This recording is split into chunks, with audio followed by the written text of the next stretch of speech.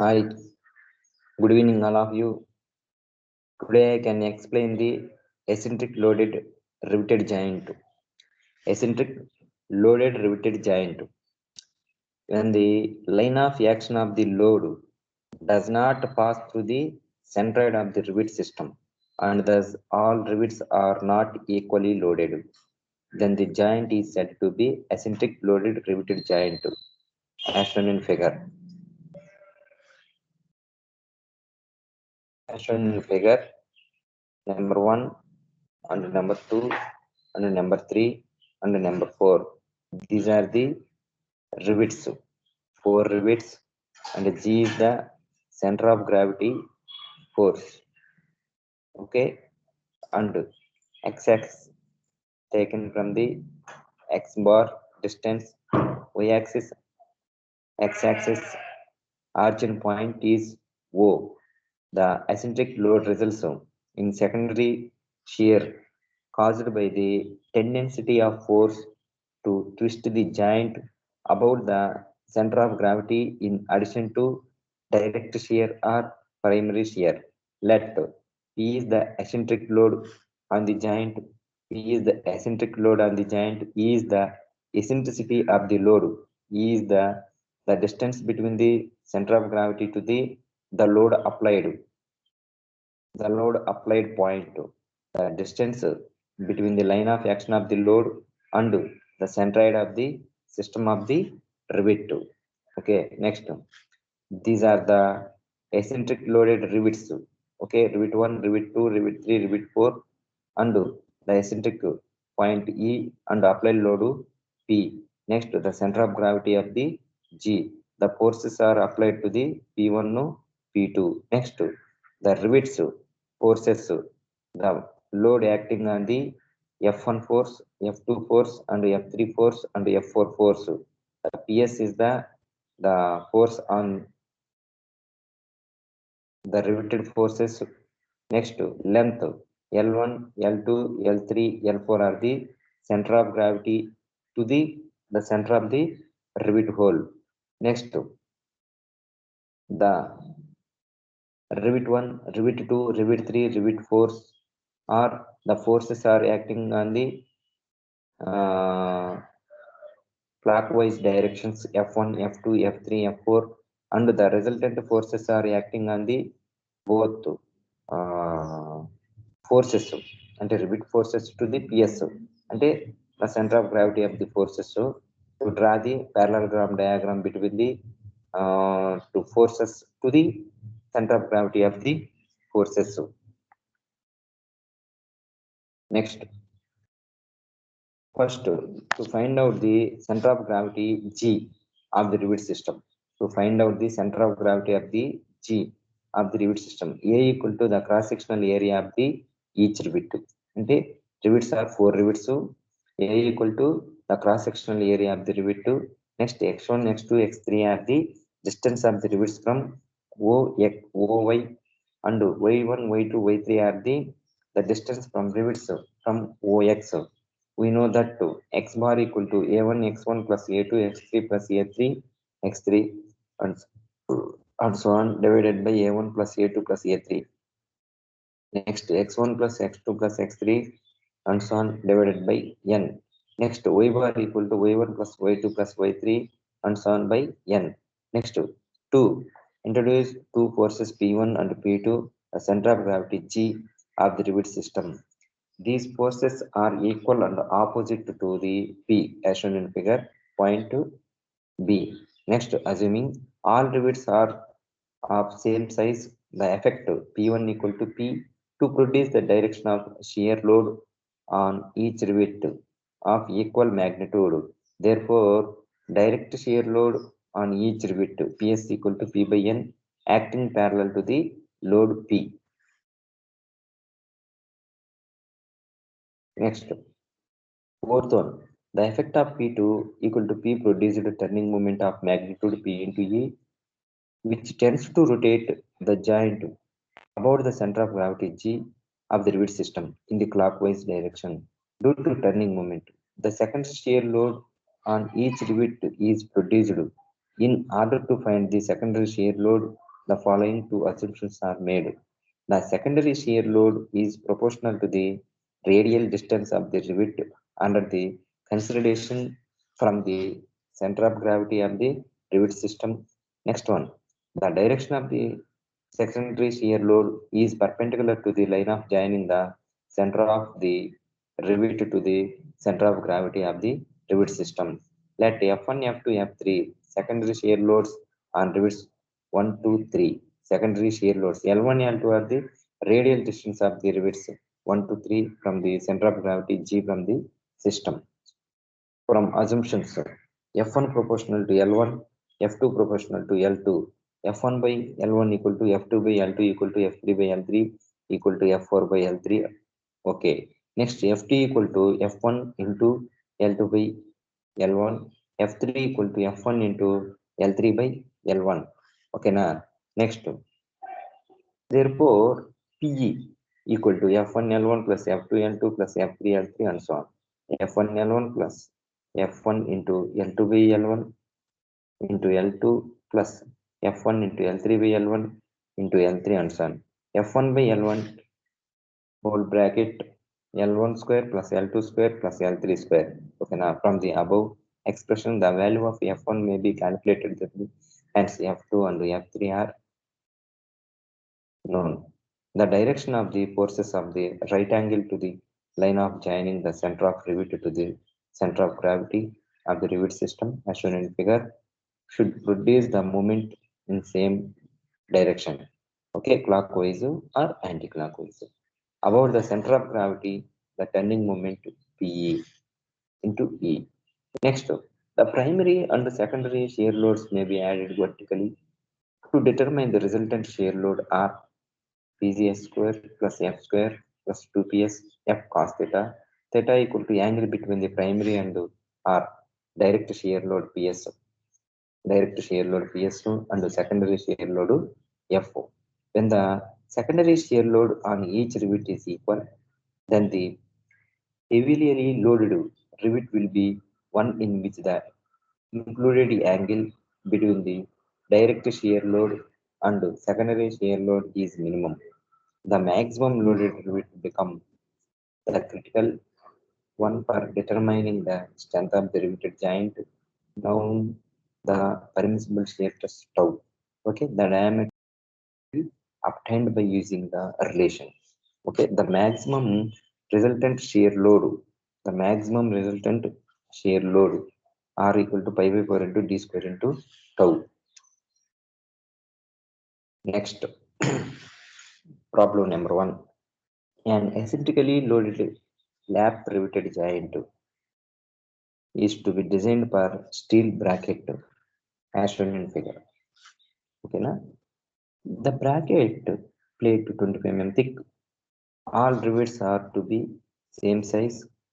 Load on the bracket to P equal to 50 kilonewtons. Riveting spacing C equal to 100 mm. Load arm E equal to 400 mm. Permissible shear stress is 65 megapascal. The crushing stress is 120 megapascal. Determine the rivets to be used for the joint. Given solution: T equal to thickness 25 mm, P equal to 50 kilonewton, E equal to 400 mm, N equal to 7.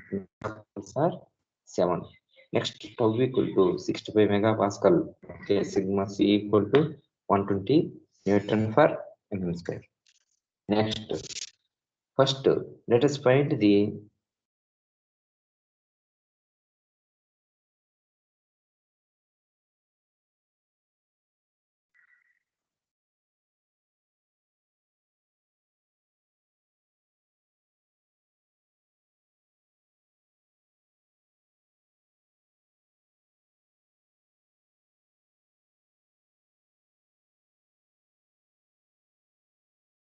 let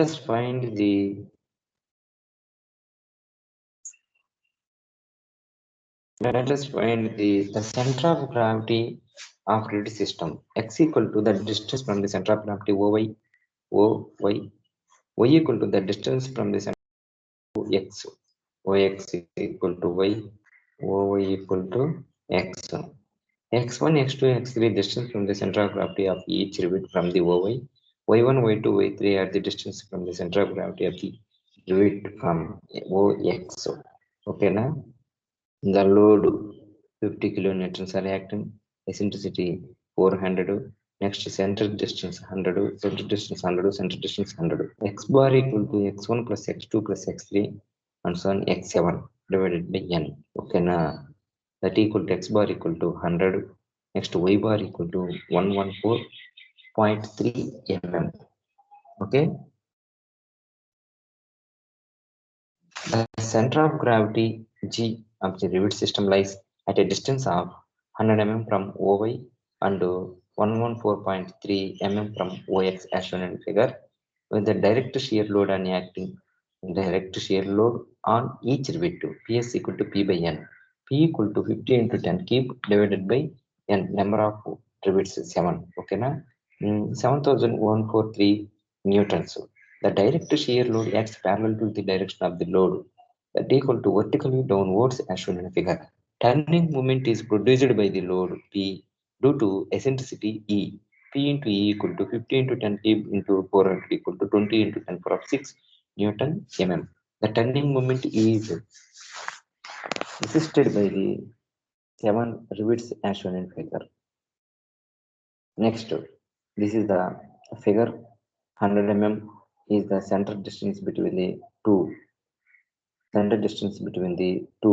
rivets. Okay, now this is the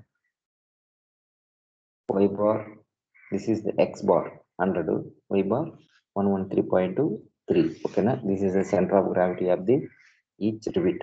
Okay, next L1 equal to L3 equal to 100 square plus 200 minus 114.3 whole square, that equal to L1 and L3. L2 equal to 200 minus 113. Okay, na? Therefore, calculating the L1 value, L2 value, and L3, L4, L5, L6, L7, all lengths are calculated in this figure. The values are calculated. L5 and L6 are same 152, L4 and L7 are same 101. Next L2 85.7. Next L1 and L3 are same 131.7. Okay, na?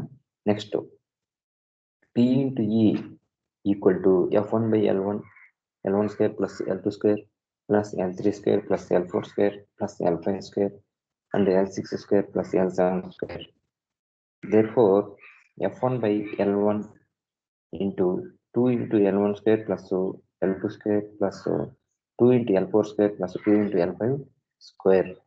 Okay, now that equal to L1 equal to L3 and L4 equal to L7, L5 equal to L6.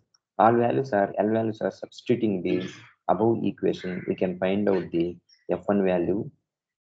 Okay, F1 equal to 24,244 newtons. Okay, since the secondary shear loads are proportional to the radial distance from the center of gravity, therefore F2. Okay, now F2 equal to F1 into L2 by L1. Okay, the F1 value is already calculated 24,244 into L2 equal to 85.7 by L1 equal to 131.7. That equal to F2 value is calculated, that equal to 15,776 newtons. Next, F3 equal to F1 into L3 by L1. F1 equal to 24,244. Okay, now F4 equal to F1 into L4 by L1, that equal to 24,244.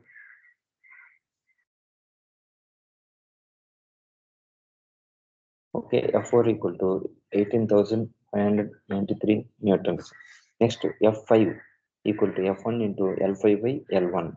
Okay, now that is equal to calculated value. Next, 27,981 newtons. Next, F6. F6 equal to F5, that equal to 27,981 newtons. Next, F7. All F1, F2, F3, F4, F5, F6, F7 are calculated. Okay, now next, drawing the direct and secondary shear loads on each rivet. We see that the rivet 4, 5 and 3, 4, 5 are heavily loaded. Let us now find the angle between the direct and secondary shear load. These three rivets from geometry figure 9.26, we can find out cos theta 3, cos theta 4, cos theta 5. Cos theta 3 equal to 100 by L3. 100 by L3 means 131.7, that equal to 0.762. Cos theta 4 equal to 0.99. Cos theta 5 equal to 0.658. Okay, now next the resultant shear load rivet 3 equal to PS square plus F3 square plus 2PS F3 cos theta 3. Okay, now that equal to resultant force are all values PS and F3 and PS and F3 cos theta 3 values are substituted in the R3 resultant force resultant reaction equation, that equal to 30,033 newtons. Okay, now next limit 4 are calculated and limit 5 are calculated. Same procedure. Limit 4 R resultant 4 R equal to R4 equal to 25,684 newtons. Next R5 equal to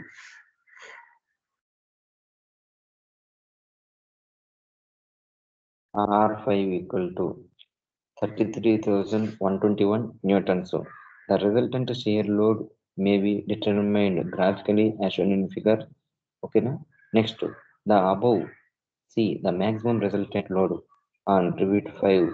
It is D is the diameter of the rivet hole. The maximum resultant shear load 33,121 newtons. Pi by 4 into d square into tau. Pi by 4 into d square into tau equal to 65. That equal to 51 d square. D equal to 25.5. Okay, na? The diameter of the hole equal to 25.5. Next, the table number 9.7, we can see that according to the ISO International Standards 19,000, 1929, 1982, the standard diameter of the rivet hole is 25.5 mm. According to the diameter of the rivet is 24 mm. Let us now check the giant crushing stress. We know that the data book page number 10.19 page. The crushing stress equal to maximum load by crushing area. Maximum load R5 by crushing area D into T. D means diameter of the hole 25.5 and T means thickness of the holes. Next, that equal to the crushing stress 51.95 megapascals. Since the truss is below the crushing stress 120 megapascals, therefore the design is satisfactory. Okay, now next. Okay, in this section is closed.